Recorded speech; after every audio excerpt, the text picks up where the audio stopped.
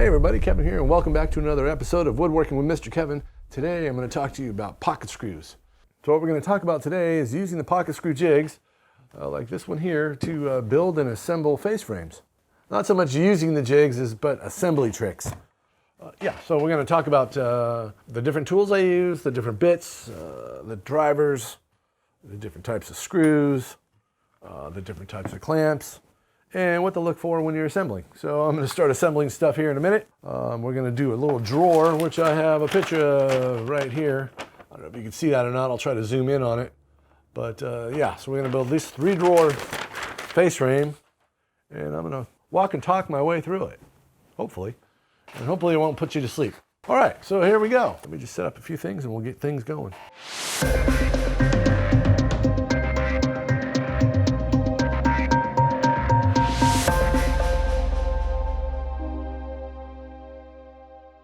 So for everybody who doesn't know what a pocket screw does, or what it looks just like this right here. And this is the rail to a bank of drawers. And usually when you're building and assembling face frames, you put the pocket screws in the rails only. And you leave the stiles alone, and the rails get screwed into the stiles. You can use pocket screws for just about anything. Holding plywood together, holding two different pieces of wood together like this, so you can pocket screw this way. The good thing about pocket screws is it makes everything flush. All right, so the screw head won't be sticking out, and it works a lot better than trying to toe screw something in, start a screw, and then drill it. It doesn't really work that good. And I've had this jig for probably 15 years, and it still works like day one, like brand new. It's pretty strong, burly. You use that in conjunction with this bit here, which is a tapered step bit right here. There's a little jig you can set it up with. And I have mine set for 1¼ screws. So you can adjust this to any size you want, really, but I got it set for 1¼ because that's what I use the most. I also have the pocket screw, or the Craig Foreman. I'm not trying to sell you any Craig stuff because it was what I could afford. The Castle Tools makes a really nice pocket screw machine, but it's like $3,000. And it was either that or $350 for the Foreman. I went for the $350. Anyway, so we have this jig here, the Craig Foreman, which is over here, and you can watch my silly unboxing video. It's over there. All right, so the next thing we need to talk about here today is the clamps. We have two different size clamps right here. I've got the large Craig face frame clamps, and I got the medium size one. I also have super small ones that I have in my install kit. Before you start, what you want to do is you want to make sure that you have the pressure right. So when you squeeze two pieces of wood together, that it'll hold on there like this. All right, you don't want to overdo it. You don't want to crush the wood. You just want to hold it in place. So you take one piece and you attach it to the next piece like this, that they don't come apart. One or the other, I can hold either one. It won't come off. It won't fall off.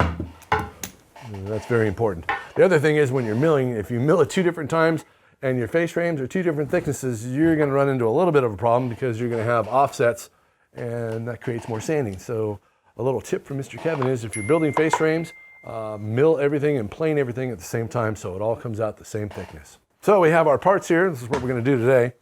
I have these big ones here, and I use these actually more than you would think for getting into areas where you got to go way inside somewhere and attach a clamp, or you got a really wide board.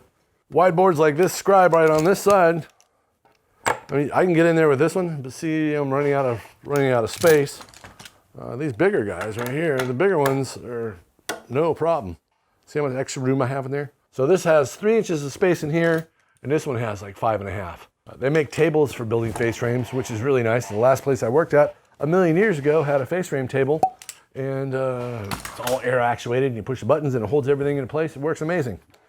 The most important thing to remember when you're clamping stuff up is not to overdo it. Don't want to crush the hell out of it. And that when you put it on there, it'll just hold itself in there nice and flat, nice and smooth.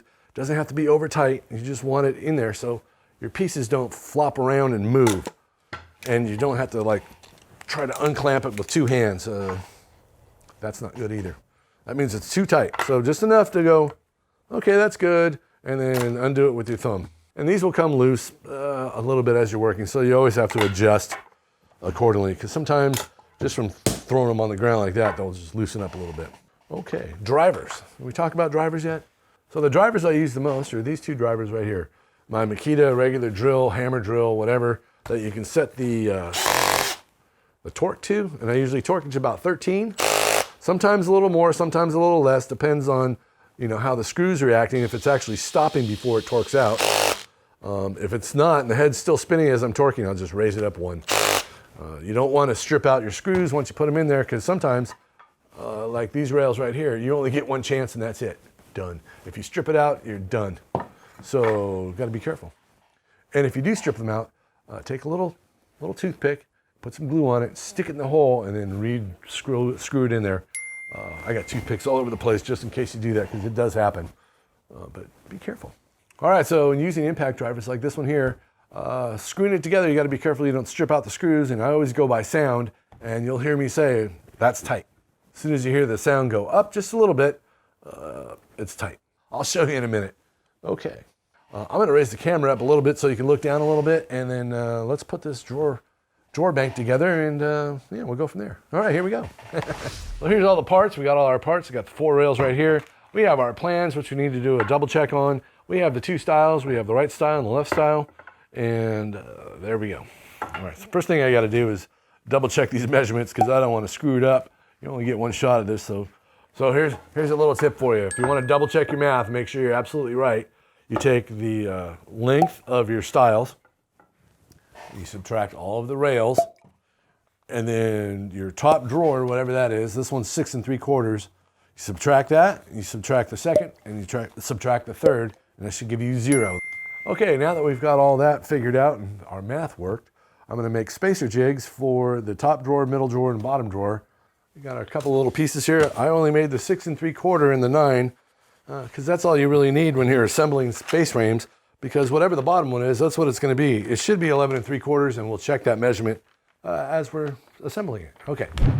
All right, so we have our 2 styles right here. We have the right style and the left style, and the easiest thing to do is we're just going to attach everything to 1. This is the way they're going to sit in real life, okay? They're going to be like this, with a rail like this, right?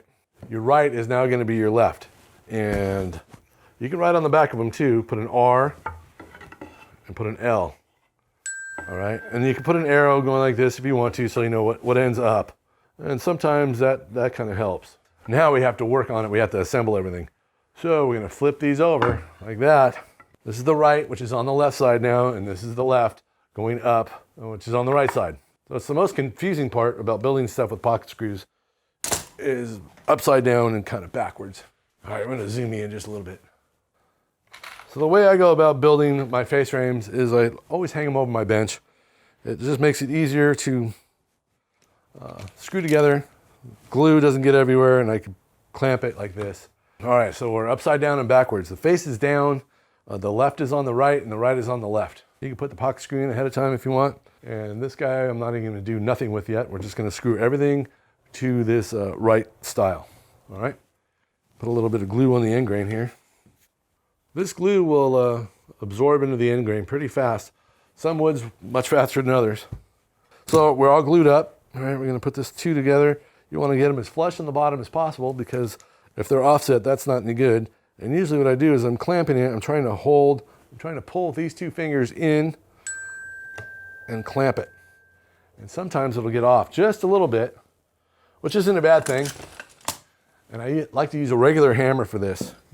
And the reason for that is because I kind of want it to bounce back a little bit, which it'll do. There we go. If you use a dead blow, this one right here, sometimes it goes a little too far. So I like to use a regular hammer. And we have our torque set to 13. Start there and we'll see what happens. Okay? And don't stick your hand here like this, because what'll happen, if you slip, it's gonna go right into your hand. Okay, so this is the bottom. Now we're gonna put the top one in, which means we have to flip this over and go the opposite direction like this. All right, so we're putting some glue in there. Not much glue. You can over glue these, which isn't a problem, because what's gonna happen is it'll get sucked into the end grain, pretty much. It feels pretty good, pulling it. Feels pretty good. Come down just a little bit. The closer you can get these to flush, the better off you're gonna be. So 13 was a little too much for the poplar. I think it stripped out the other one, so I lowered it to 11. Okay.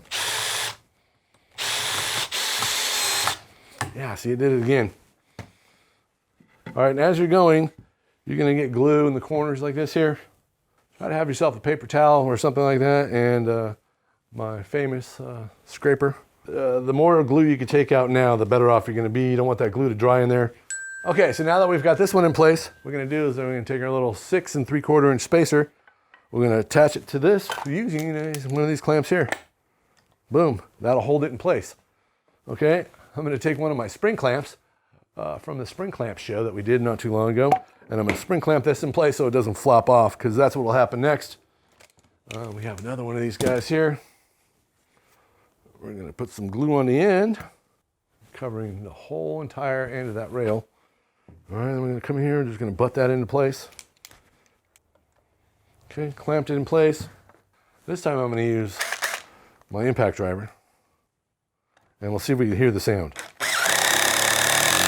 Hear that? The sound goes up, the screw's tight. I'd much rather use an impact driver than this driver right here, because this one's a little heavy, and if you're doing this all day, it kind of wears you out. At least it does for the old fart like I am. Okay. We got that one in place. All right, now we're gonna clean this out a little bit right here. Just get rid of the glue. So the next one we're gonna use is the 9 inch. And we're gonna do the exact same thing. We're gonna take our 3 inch spring clamp, because it holds everything in place. And then we're gonna clamp this guy in place here, all the way over. So there we go, 9 inches. You know that'll be 9. So once you have established one side, the other side is just gonna match it. Okay, so now we put this in place here, clamp that guy in there, boom, it's in. You wanna make double sure that you're up against everything. Get a little love tap. We'll try this guy again. We're gonna set it at 7 this time and see how that works. There we go. So 7's a little too light. I'll try 9. There we go. The screw actually stopped moving. You gotta watch that screw head. All right, so all the rails are now attached to the right style. And what we're gonna do, we're gonna lift this guy up here, and I'm gonna glue all this up here. Okay, every single piece has got glue on it.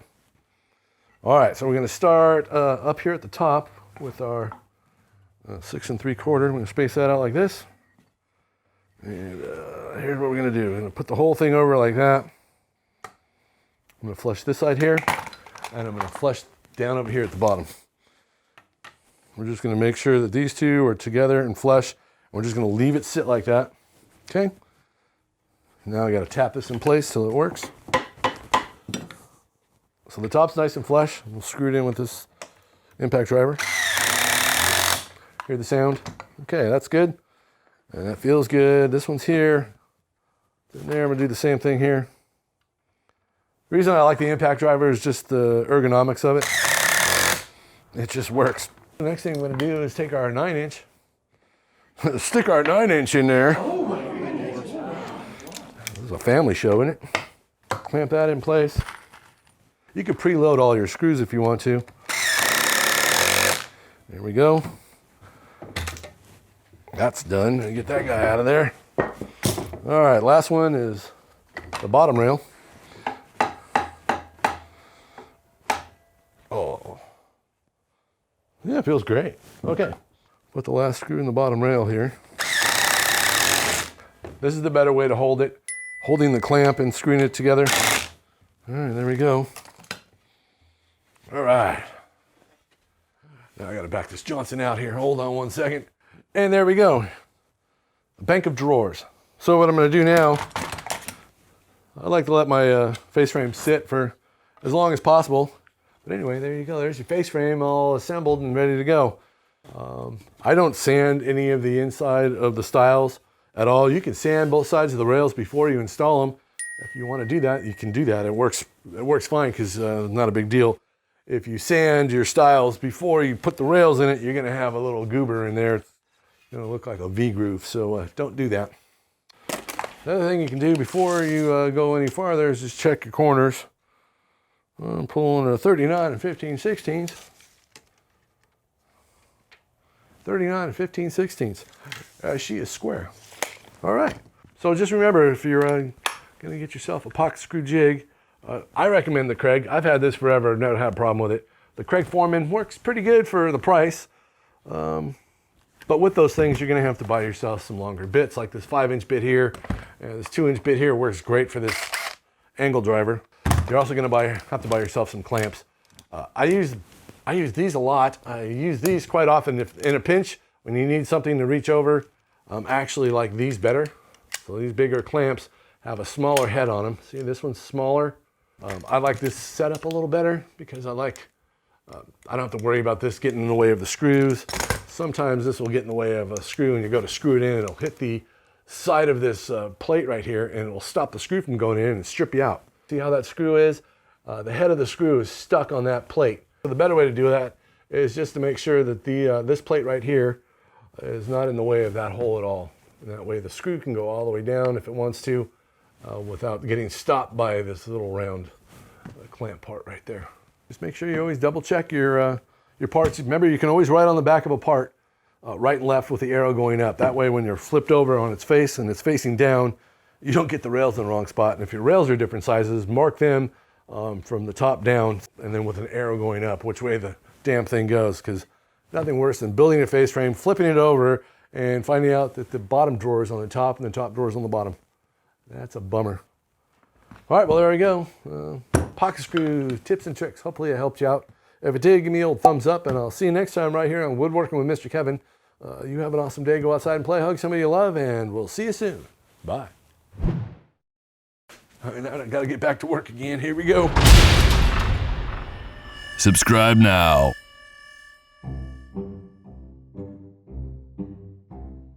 Dabba-dabba-dooby-dooby-dooby. All right, this is my cheat sheet.